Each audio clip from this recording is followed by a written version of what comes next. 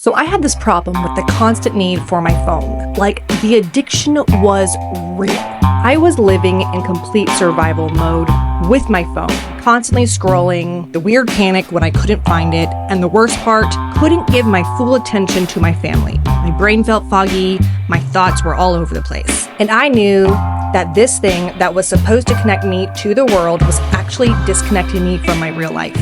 I had been seriously contemplating for a while to do a social media detox, and I had been extremely intentional about all these other areas in my life. So it needed to happen. And I've heard of a couple different people talk about the book Digital Minimalism. So I went ahead and went to the library and got the book and decided to start reading a little bit about it and see what all the hype was about. To be completely honest, I got kind of bored reading it, probably because all of my digital overload was just not helping me pay attention to all the stories.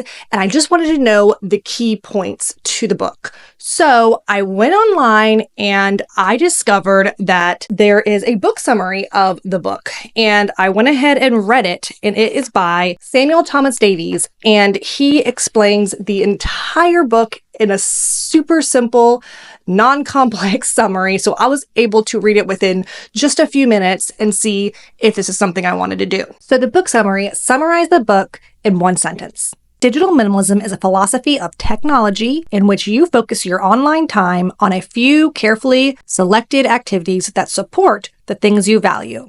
And there are 3 steps to the digital declutter process. Number 1 being define your technology rules. Number 2, take a break from technology for 30 days. Number 3 is reintroduce technology after those 30 days. But contemplating it often made me try to talk myself out of it. Ooh, like, do I really want to do a 30-day detox? It's going to be hard. And the more I thought about it, the more I talked myself out of it. But one morning I just woke up and I decided today is the day. And it was then and there that I decided my detox started then. No overthinking it, not even thinking how I was going to do it, just jumping right in, because when I overthink things, I will instantly talk myself out of them. So once my decision was made, I went for it. So I decided to grab my journal and start writing down my rules. No social media for 30 days.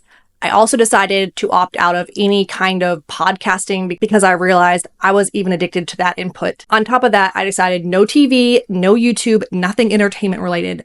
I needed to completely detach from any kind of entertainment, mindless scrolling for my addiction. I also decided to limit my music and just let my brain start breathing again. It can think and I can hear my thoughts, but I could still use my computer for like my research and my work and things like that, but nothing that was just leisurely, brainless activities. I knew I needed to do this because I needed some serious breathing room for some goals that really mattered to me. And I thought, this is really getting in the way of those goals I would like to accomplish. The first couple days were actually surprisingly easy, and that's probably because I had my mom's birthday, we had Mother's Day. There were so many fun and exciting things going on that I didn't even realize that my phone wasn't around or I wasn't scrolling or checking things. So I was off to a really good start. I was feeling really, really good about it. And I was like, this might not be that hard. I also decided in order to stop scrolling, I need to replace those habits. So I decided to replace it with exercise, which I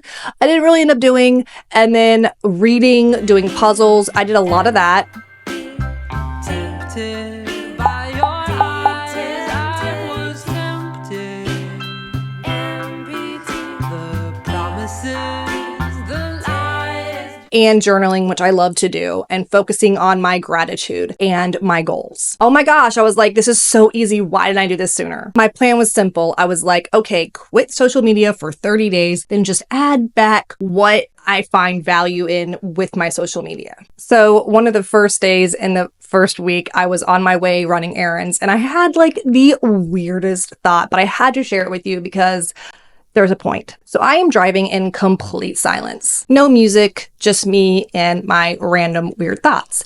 And I had this thought, why do humans have braces and animals don't? Have you ever thought about that? Like, why does our teeth get all jacked up and theirs just perfect? Anyway, I know it's totally random and weird, but my point is, when was the last time that you had enough time and space in your brain to even be able to think a strange and weird thought like that? But it made me realize how little space I had given my brain to even be able to think about anything other than what what was automatically like being told to think through what I was watching and telling me what to look at, if that makes sense. So the first 2 weeks actually went way easier than I ever could have imagined. And in the book, he says that they're usually the hardest. So I was like, oh, I totally got this. This is great. But then one day, about 2 weeks in, reality hit hard. I was getting really down on myself because I was able to realize some things that are uncomfortable and some truths that I had to deal with, like all this work I've been actually putting into my YouTube channel and seeing like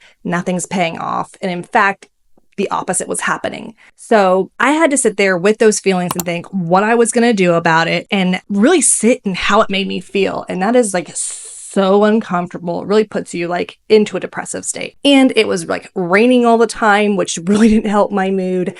And then it got sunny, but it was like so hot, couldn't go outside. So it was like one way or the other. And I'm just starting to get in my head a little bit. And I had to work through that stuff. But I realized I was just replacing my reading instead of scrolling. So, if I'm just reading this book and I'm getting into a different world, I don't have to actually face and deal with the things that I need to. So after I finished a book or two, I really had to sit there and stop reading and deal with myself.